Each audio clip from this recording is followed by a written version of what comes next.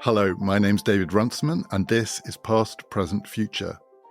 Today it's part 3 of our series about the great political fictions, and today it's a play, Mary Stuart by Friedrich Schiller, which is the story not of one but of two queens and the impossible choices that they faced in a world of men. Past, Present, Future is brought to you in partnership with the London Review of Books, and you can subscribe for a special rate if you just go to lrb.me/ppf. Subscribe to the London Review of Books at lrb.me/ppf.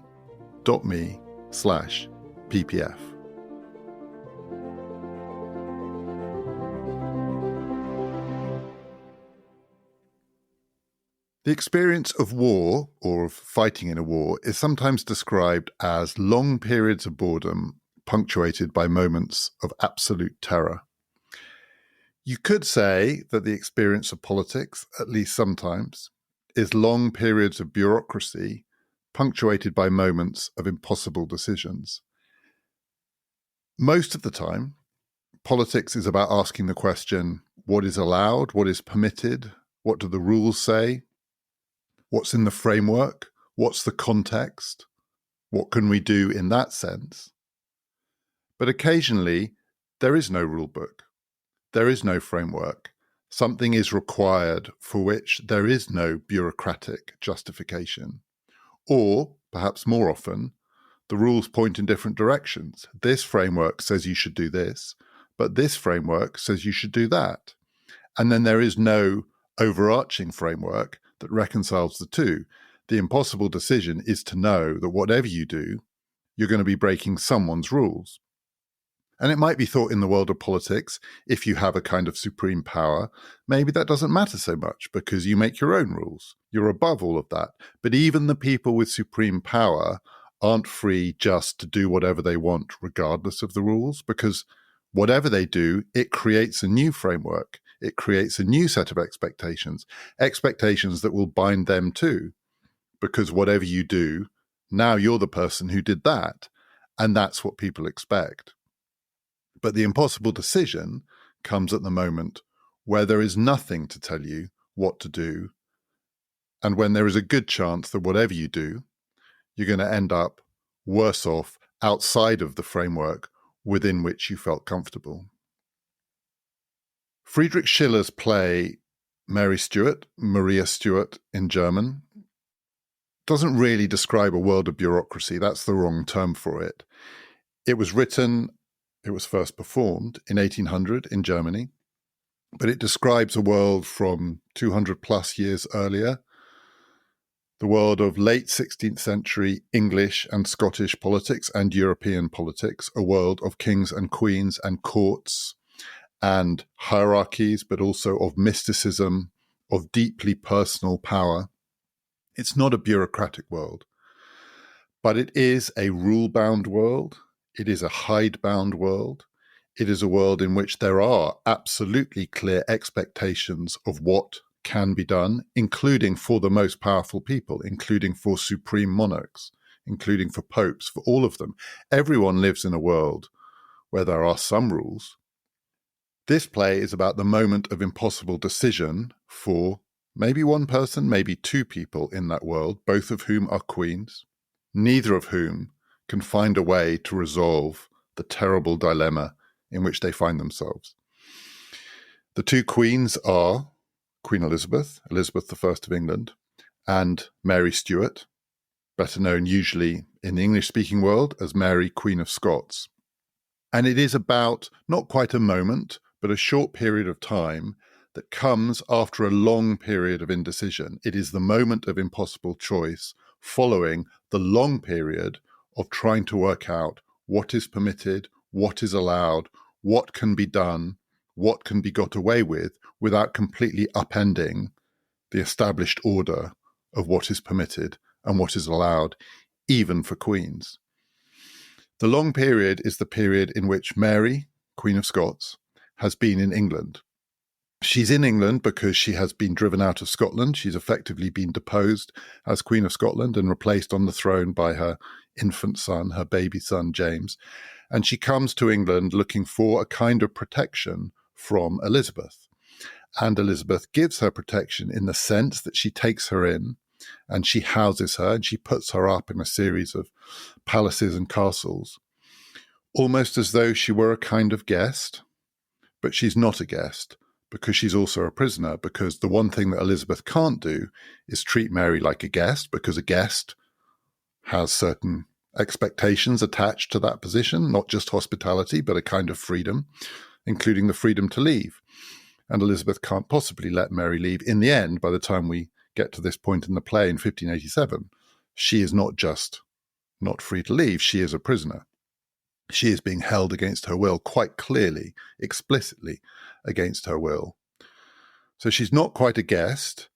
She's a prisoner. She's also clearly a threat, and that's the reason why she's a prisoner. She's never free to leave because Mary, Queen of Scots, Mary Stuart, is the symbol of resistance to Elizabeth's rule, to the Elizabethan settlement, and the Anglican settlement, because Mary is the Catholic alternative, and the Catholic forces of Europe would very much like to replace Elizabeth as Queen of England with Mary, Queen of Scots.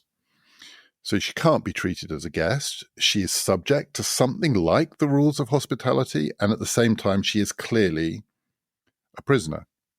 A lot of people think she's worse than a prisoner. She's a traitor. She's obviously a traitor. She has designs on Elizabeth's throne. You treat a guest with hospitality and kindness. You treat a prisoner according to the rules. You treat a traitor by killing them. Traitors get executed, and there is a clamour, and there has been a clamour for a long time, for Elizabeth to kill Mary. But she can't kill her, not least because she's still, at some level, ostensibly, her protector. She certainly can't just straightforwardly have her assassinated and let the world know it. She could do it in practical terms, in the purest terms of realpolitik. Mary is completely at her mercy, and all Elizabeth would have to do is click her fingers, and there would be many people who would slit her throat for her. But if she does that, she knows she would destroy her own reputation. She would have murdered a woman whom she was protecting. At the same time, she's not protecting her because she's a threat. So it seems like maybe the obvious solution is the bureaucratic solution. What Elizabeth needs to do is to put Mary on trial, and she needs to follow a process, a due process of law, which will result in a guilty verdict, and that will allow her then officially to sanction her death. And that's what's happened before this play starts. Mary is under sentence of death. She has been tried in a court that has been created by Elizabeth's leading politicians, particularly her realpolitik spy master, a man called Burleigh, and before a court of peers of the realm, of noblemen. Mary is accused of taking part in conspiracies against Elizabeth and plotting her overthrow, and she is found guilty and she's condemned to death. And so that seems like this is the solution. In a way, Elizabeth doesn't have to make the decision. The decision's made for her by a court of law. But there are two problems here. One problem is that Elizabeth still has to sign the death warrant. In the end, it's still going to be Elizabeth's decision to put Mary to death. And the second problem, which is the one that Mary makes a lot of, which is that, from Mary's point of view, this court is illegitimate because there is another rule. Sure, there are the rules about how Elizabethan justice is meted out, which have been designed by the Elizabethans to serve the Elizabethans.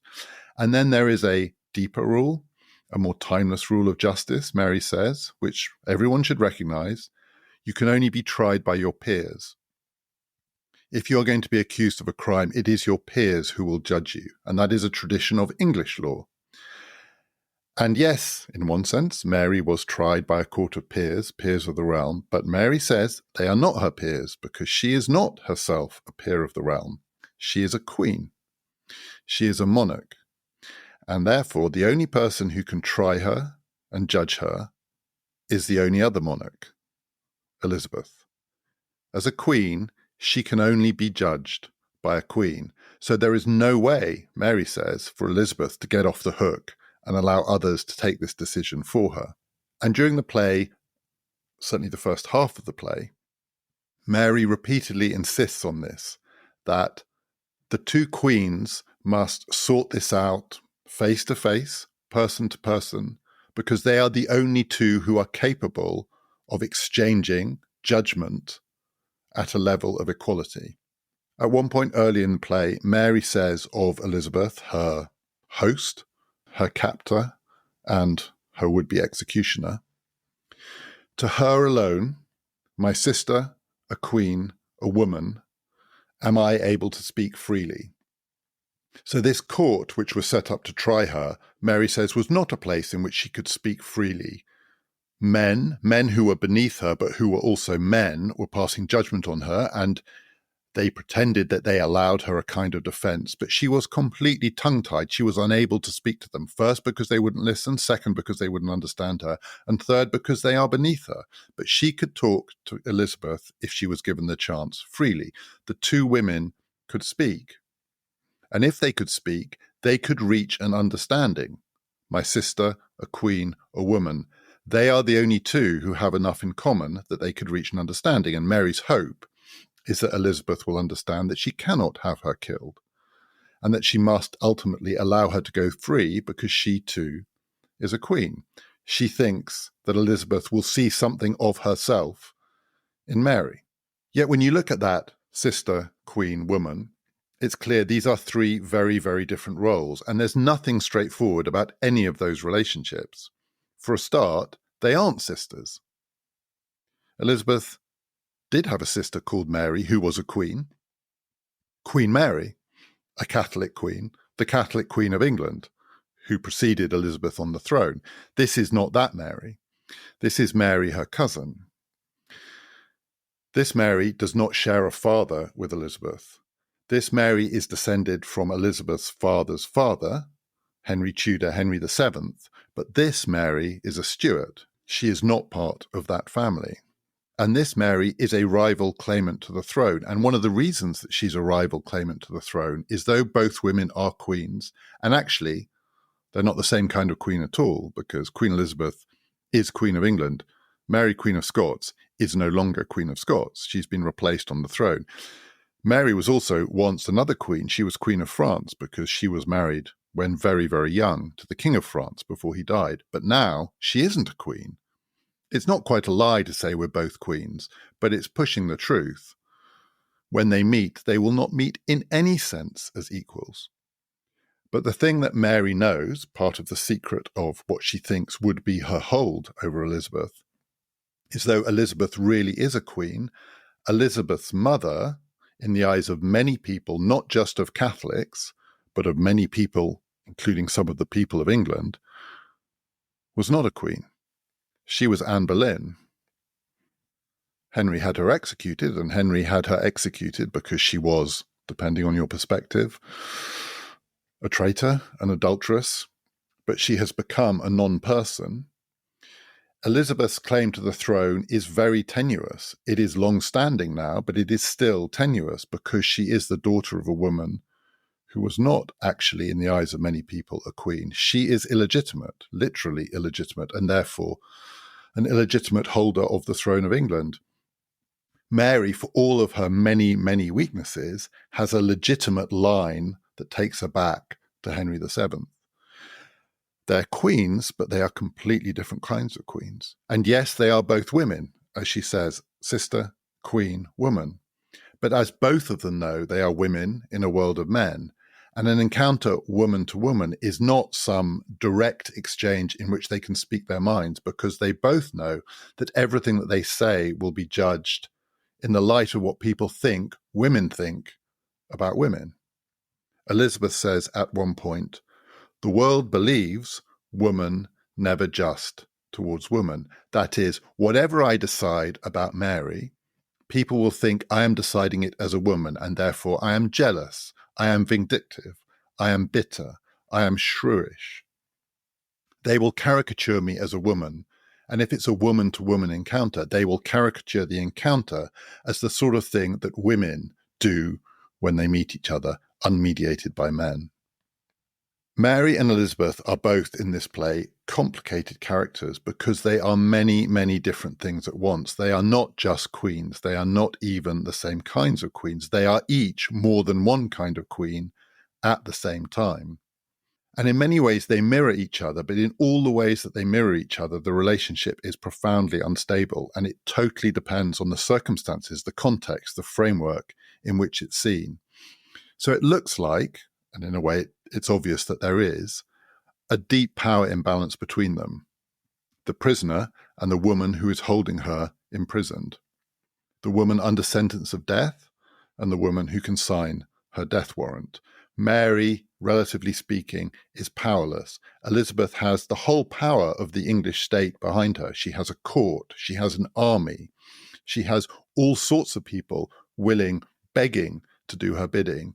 And when we meet Mary in this play, she doesn't even barely have servants, just a couple. She has no access to her religion, Catholicism. She can't see a priest. She can't really get writing materials. All communications are controlled and censored. She is completely trapped, and she's raging in frustration, not just at her lack of liberty, but her absolute lack of power. And yet it's clear right from the beginning that she's not powerless. One of the reasons she's not powerless is she is a magnet for all the people who want to overthrow Elizabeth. They are drawn to her. All sorts of people find their way through the barriers that are put up to keep Mary away from the rest of the world. She draws to her a whole host of forces that are trying to align themselves against the Elizabethan state. That makes her incredibly dangerous to Elizabeth. It makes her a threat to Elizabeth, but she couldn't be a threat if she was powerless. At the same time as being a magnet, she's also a kind of shield for Elizabeth, which is part of her power too, because she is drawing all of the forces that are potentially aligned against Elizabeth towards her own person. And Elizabeth has Mary where she can see her. So because she's a magnet, it allows Elizabeth to see, or at least it allows Elizabeth's spy masters and realpolitik operatives to see what these forces are and what they are planning. It is incredibly helpful to have someone who is such an obvious figurehead, a symbol of the resistance, because she's also under lock and key. So the symbol of the resistance is also someone who is being watched, which means the resistance can be watched, which means, weirdly, that Mary has a kind of power over Elizabeth, which is that Elizabeth can't kill her. Because if Elizabeth kills her, if Burghley kills her, if the state kills her, they've got rid of one of their most valuable assets, which is the thing that draws the resistance towards her. And so that power, at some level, should keep Mary safe. And it has kept her safe. After all, it's been 18 years.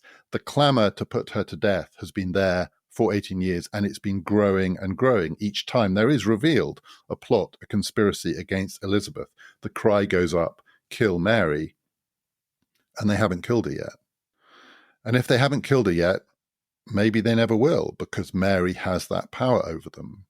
It reminds me, this setup, of what's sometimes called a paradox. It's a sort of cliched paradox, but it's also a deep puzzle. Appropriately for this story, it's called the paradox of the executioner. And it's the story of a man, in the paradox it's usually a man, let's make this one a man, who is under sentence of death, and he is told, you are going to be executed this week, but maybe out of charity, because we don't want you to have one terrible last sleepless night. We're not going to tell you the morning we're going to come and kill you, but one day this week, Monday to Friday, you'll get a knock on the door in the morning and it will be your last day, but we're not going to tell you which day. It is going to be a surprise. And so the man thinks, great, they can't execute me. If they've promised it's going to be a surprise, they can't execute me, because if they come on Friday, it won't be a surprise, because that's the last day they could come. So if by Thursday night they haven't knocked on my door, I know it's coming on Friday, so it can't be Friday. But then if it can't be Friday, it can't be Thursday, because I know it can't be Friday. So if we get to Thursday, that's the last day it could be, but then it won't be a surprise. So if I get to Wednesday night and they haven't knocked on my door, they can't execute me because it won't be a surprise. But then it can't be Wednesday either, because if it can't be Thursday, then it can't be Wednesday, because that's the last day they could do it. So if it can't be Wednesday, it can't be Tuesday. So if it can't be Tuesday, it can't be Monday. And so if it can't be Monday, they can't execute me. Therefore, I'm safe. And yet, of course, if they knock on his door on Tuesday morning, he isn't safe. And it will be a surprise because he doesn't know they will follow that logic. And in the same way, on the one hand, Mary could persuade herself that Elizabeth will never dare kill her because she hasn't done it yet. And on the other hand, Mary knows that Elizabeth one day could click her fingers and Mary will be dead. The two characters are also inversions of each other or mirrors of each other in their, you can't really call it their private lives because they're queens, so they don't have private lives, it's all public. And you can't really call it their personal lives because their persons are, in some ways, the state. It's all political, it's all public. But in their lives, in how they have lived, they are mirrors of each other, they are inversions of each other. And Schiller makes a lot of this, but his characters make a lot of it. Elizabeth makes a lot of it. She is the virgin queen. She is unmarried, she is chaste, she is pure, she has never given herself to a man. And that includes the fact that as a woman in a man's world, she has never given a man that power over her, because even if you're a queen in that world, your husband has power over you. And she is aware that the many suitors who have pursued her not because of her beauty, though they will tell her it's her beauty, not probably even because they love her, though they will tell her they love her beyond all riches, but because they want power over the power that she has. And she's never given it up. She's never given any of them what they want. Mary, by contrast, was married 3 times, once when very young, then twice in Scotland, and all of it was surrounded by scandal.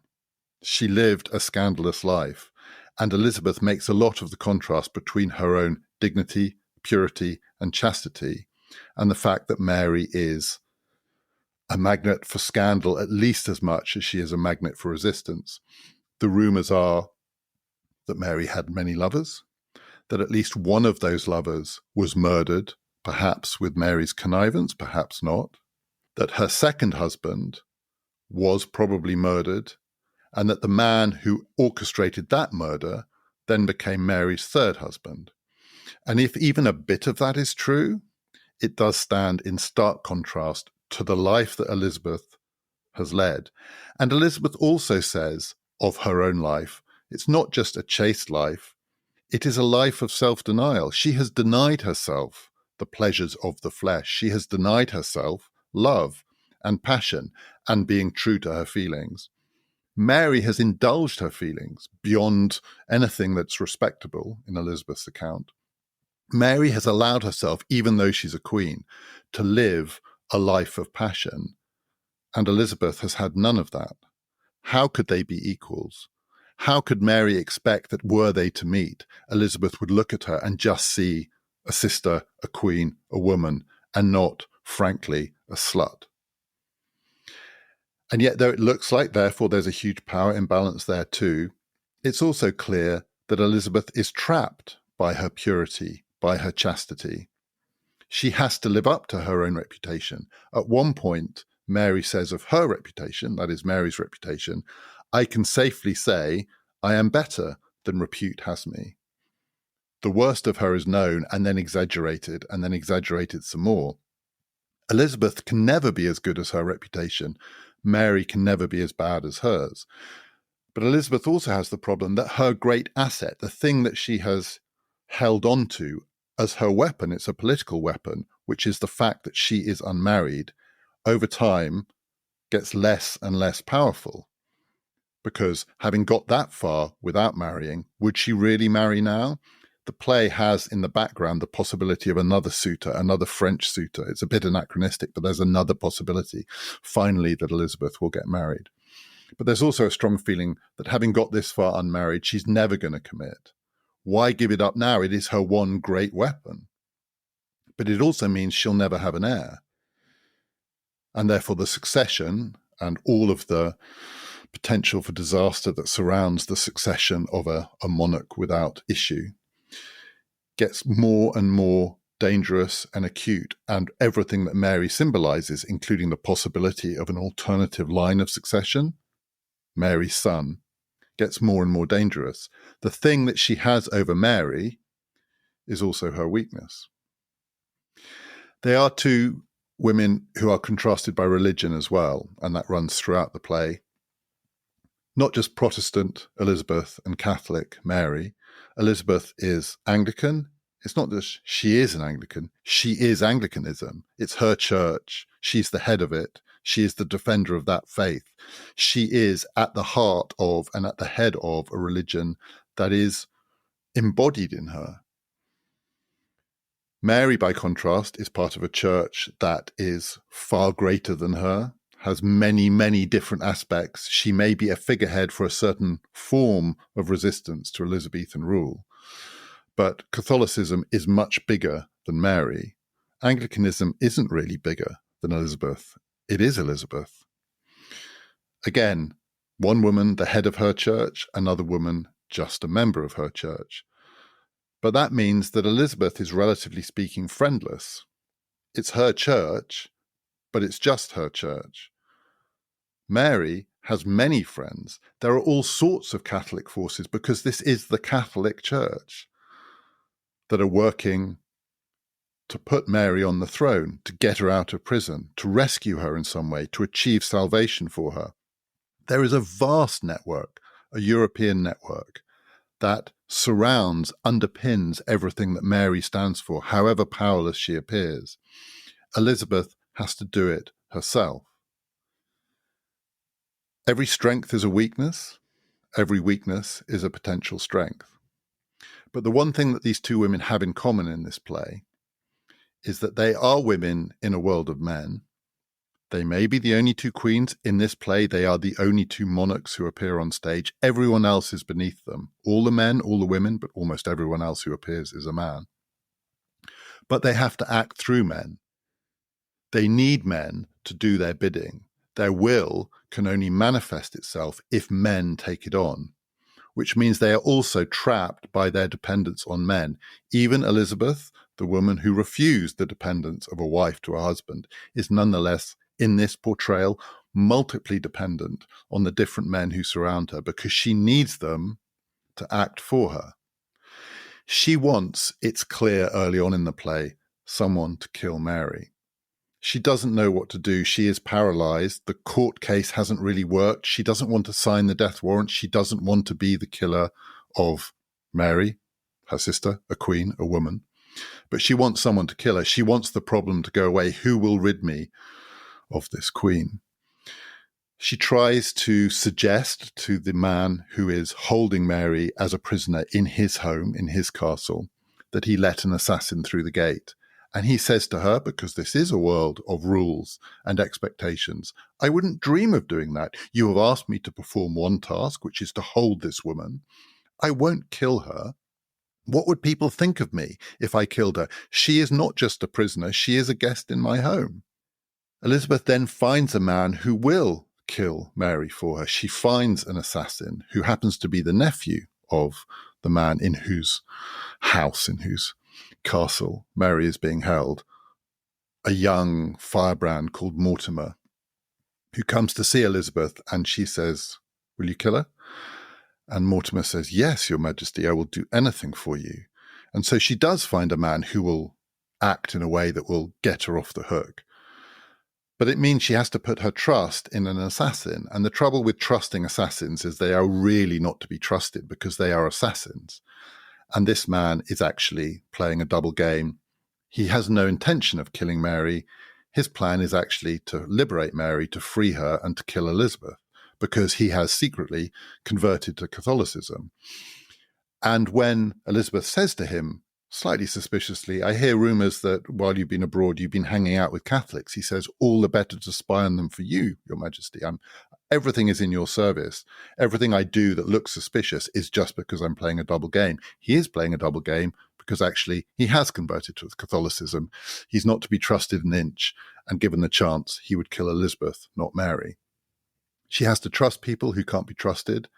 She asks people to do untrustworthy things who say to her, "But you've entrusted me with this. How could I breach your trust?" It drives her mad. Her spy master Burley, who's the one who can engineer Mary's death. But he's also a politician. And though he's not trustworthy, he is a public man, and he won't do anything without Elizabeth's sanction. He's the one who needs her to sign the death warrant because he knows if he does it without her sanction, he will get the blame for it. So Elizabeth can't get off the hook that way either. She wants Burley to act.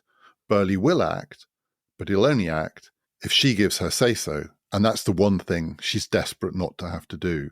She is trapped by needing men to do it for her, none of whom can perform this task. But Mary is trapped too. She's literally trapped as a prisoner, but also she needs men to get her out. And the men who might get her out are also profoundly untrustworthy, not least because they see in Mary a vehicle of their own power or desire.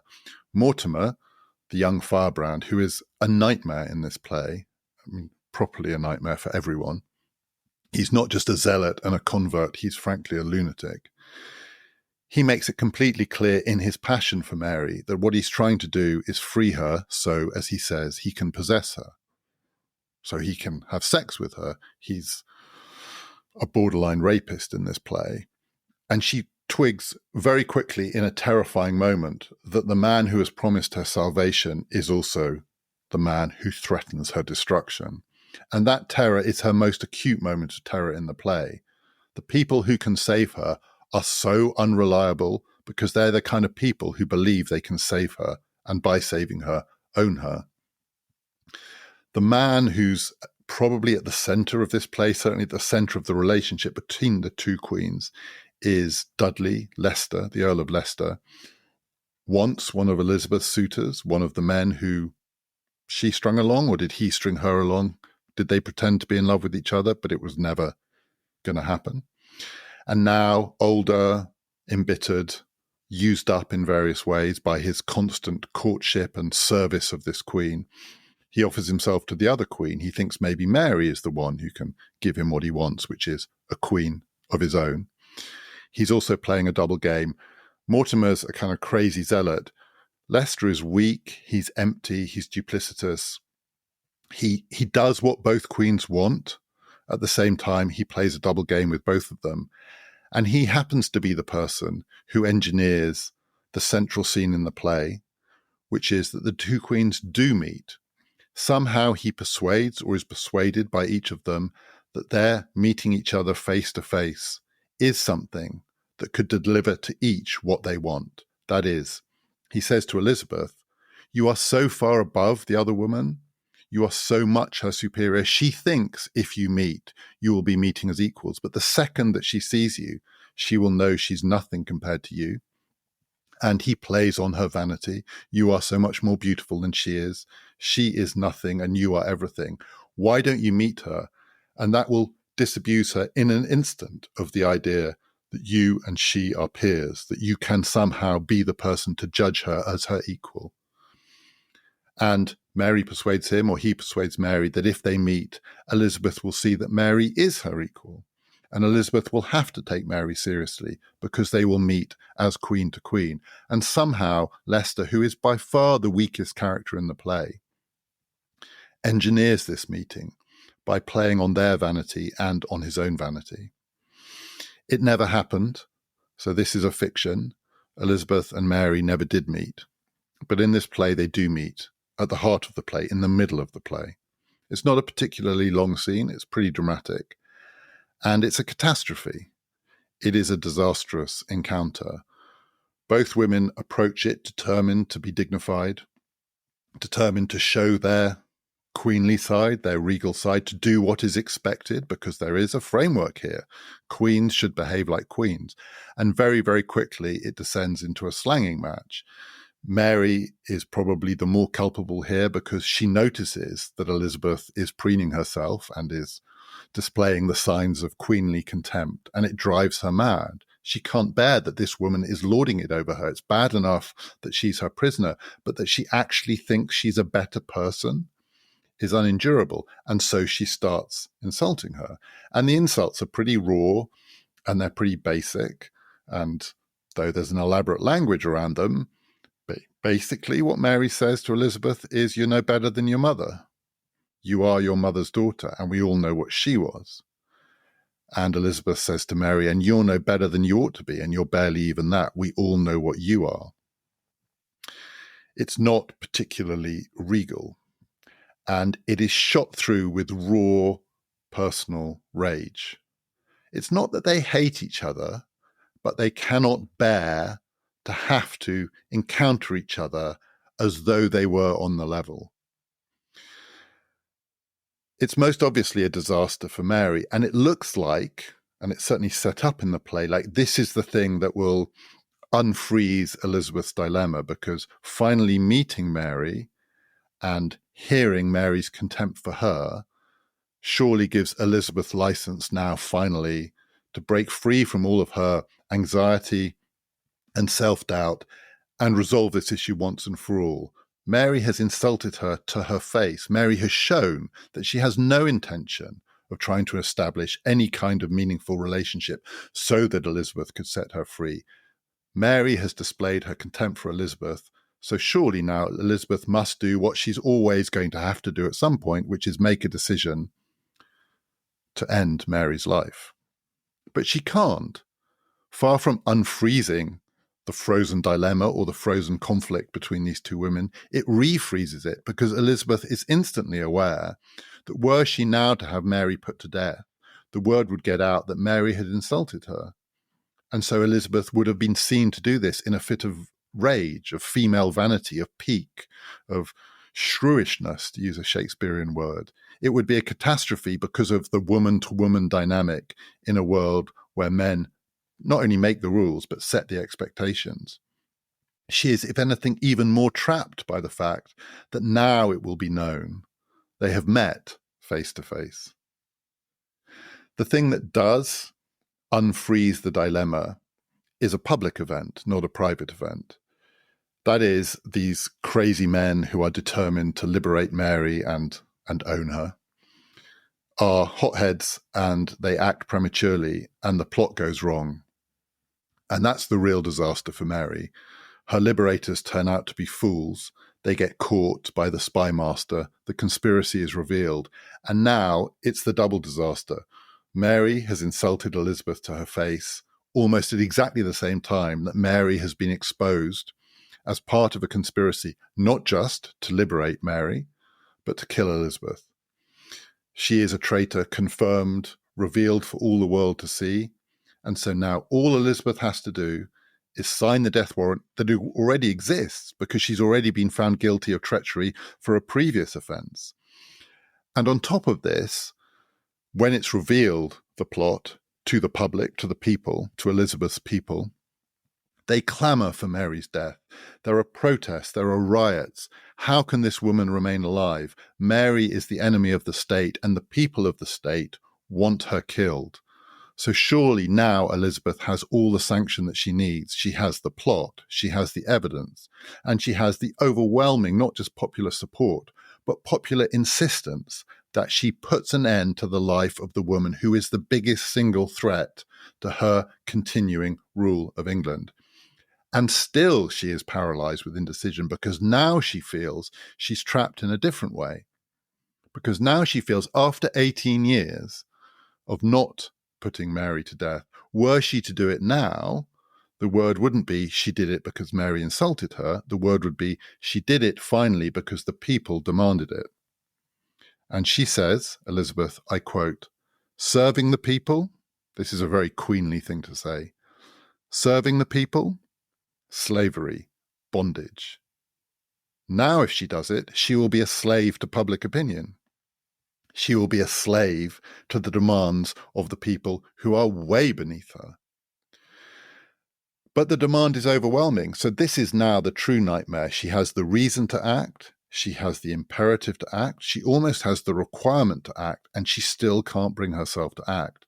She signs the death warrant. The pressure is overwhelming. She can't resist the pressure. And having signed it, she refuses to release it.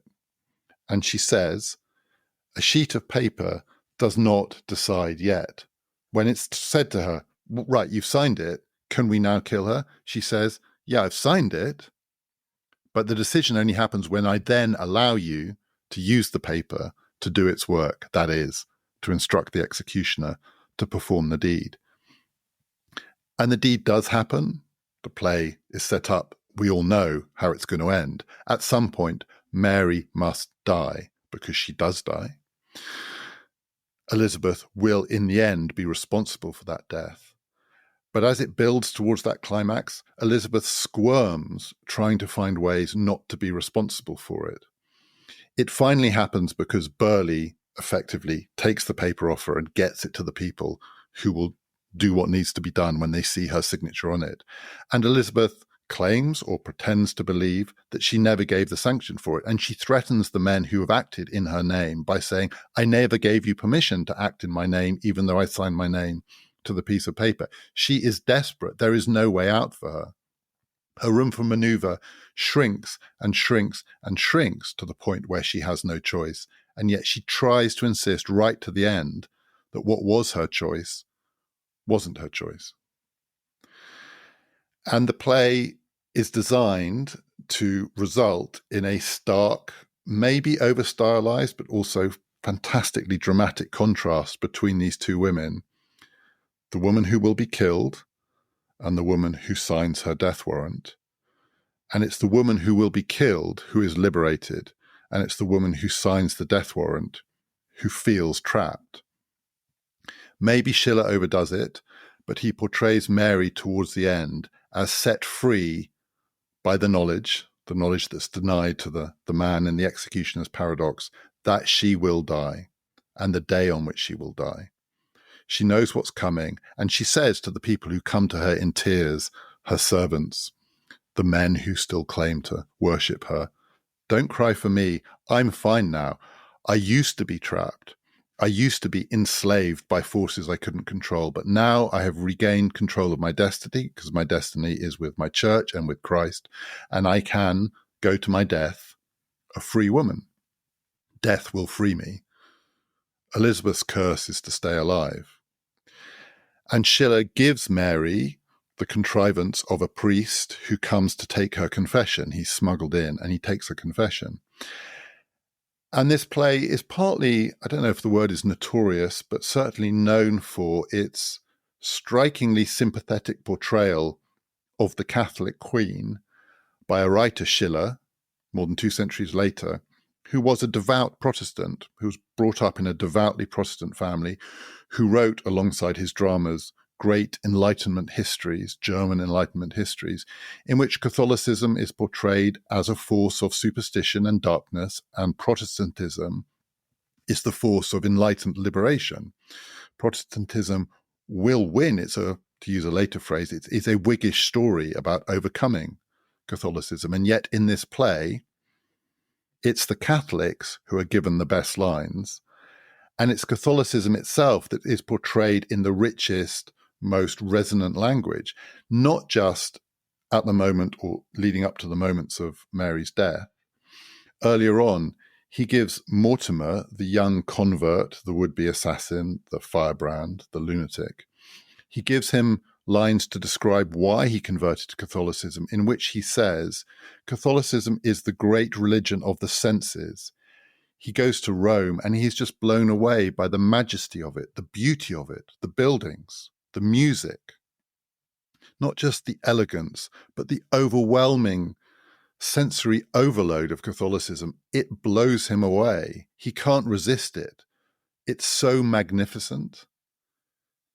Towards the end, Mary, in her final confession, embraces a kind of magnificent Catholicism. She is dignified. She speaks beautiful, resonant sentences. And she says, not only am I free, but I'm going to my death with my conscience clear. And the priest who confesses her says, are you sure your conscience is clear?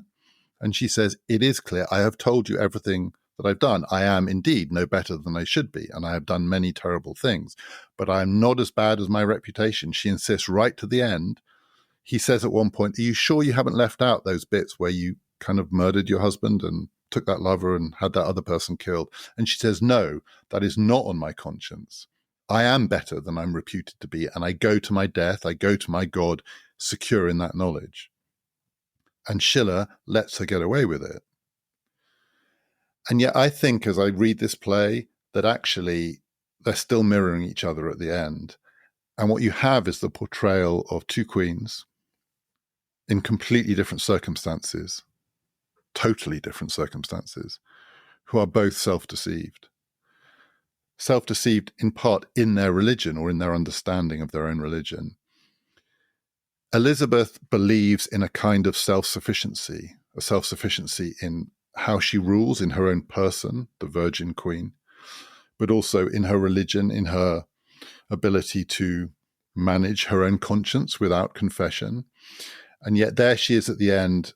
Her conscience is in tatters and she is trapped. She is indeed self-sufficient, but she's also friendless and alone. She is alone in her self-sufficiency. Mary is not alone. Mary doesn't just have the comfort of confession. She has the church, the Catholicism of the church in every sense of that word.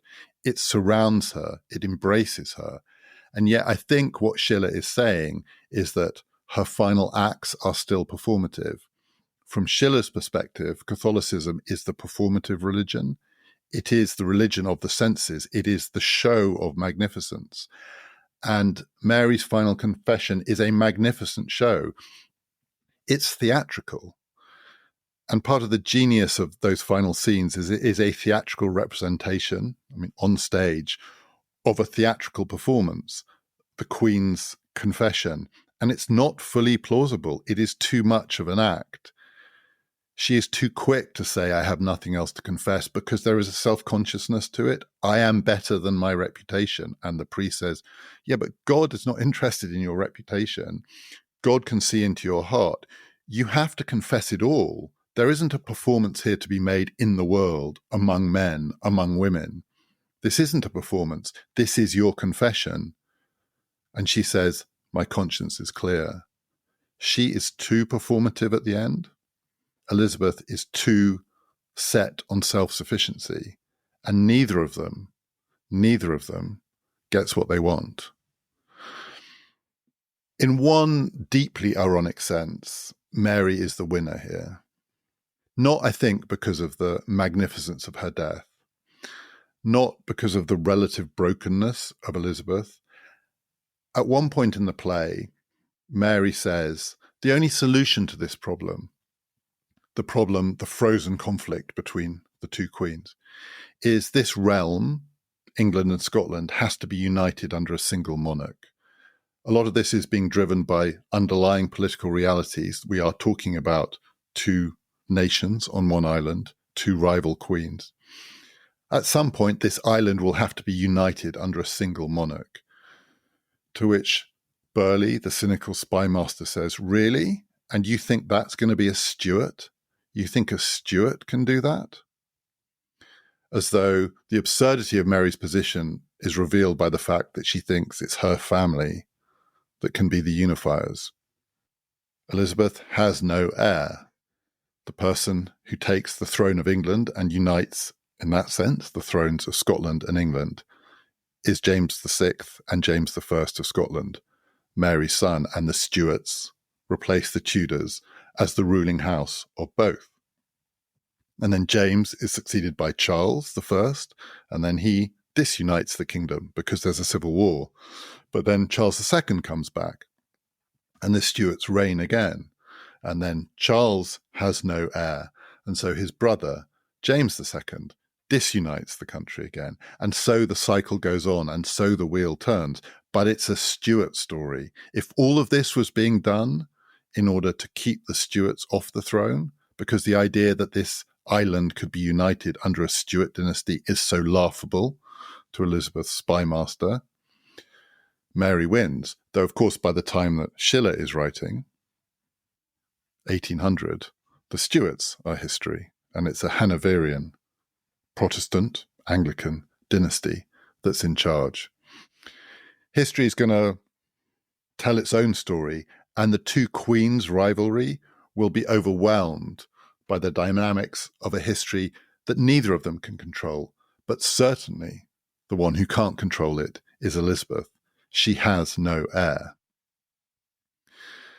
The other thing that I was left with anyway at the end of this play was a sense that the men have it so much easier than the two women. Yes, the two women are queens and the men aren't kings.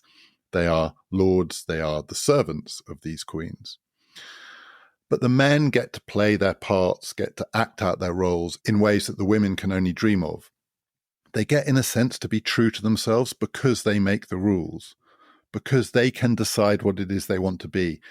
Throughout this play, Elizabeth and Mary are unable to decide what it is they want to be, because anything they want to be also becomes its opposite. But the young firebrand who wants to be a martyr gets to be a martyr by sticking a knife in his own throat, the kind of thing that men do. The spy master gets to be a realpolitik spy master, and he uses an act of terrorism to finally put to death the woman he thinks is a threat to the state. He gets to be true to himself, which is to be a devious bastard. Even Leicester, the weak, ineffectual, trying to play it both ways and ending up playing it neither way Leicester, gets away with it. He gets to be an empty vessel right the way through to the end of the play. The play ends with Mary dead and Elizabeth broken. And in her brokenness, she calls out for help. She wants someone to come and befriend her. And her friend used to be this man, Leicester. And she knows by this point that Leicester has double-crossed her. She knows that these men are not to be trusted. She knows they've all been trying it on with both women, apart from the devious bastards like Burleigh. But still, the final thing that she does is she calls for Leicester. She wants him to come to her. She needs the support that he can offer. And she's told that Leicester has gone to France.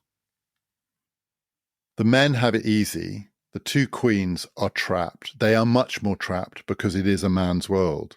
The rules, the conventions, the framework is male, even though the two most powerful characters are women. They are trapped, but they are also so much deeper as characters. These roles are so much richer than anything that the men have to offer. The men seem in this play, all of them, to be one-dimensional. The two-faced men are one-dimensional because they're two faces. That's their one dimension. The two queens are multidimensional because everything they do can be its opposite. And even more than that, each of them is a version of the other. So for all the ways in which when they meet right at the heart of the play, not only can they not stand each other, but they can't resist calling out in the other everything that they hate. Throughout, there's a sense that the two women know that each could be the other, each could find themselves in the other's shoes. A lot of this is an accident of fate. They have ended up as opposites, but they've not ended up as opposites by choice. They've ended up as opposites simply because they didn't have a choice at the crucial moment. They were trapped by their roles. A few years ago in the West End, there was a celebrated production of Schiller's Mary Stuart, and the two lead roles were taken by the actors Juliet Stevenson and Leah Williams. And each night before the performance, they came on stage and they tossed a coin. It was theatrical. They did it in front of the audience so the audience could see what they were doing. It was a contrivance. And as a result of the coin toss, it was decided who would play which part. So it was random. Who would be Elizabeth? Who would be Mary? It was just the toss of a coin. And that seems right.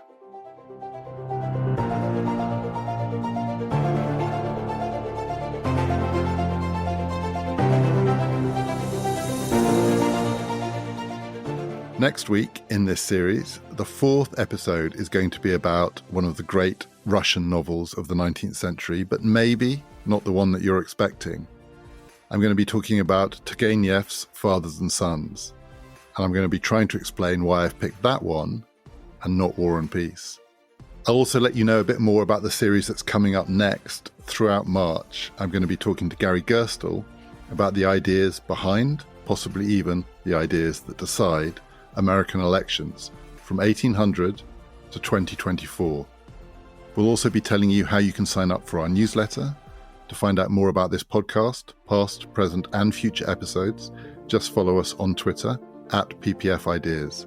This has been Past, Present, Future, brought to you in partnership with the London Review of Books.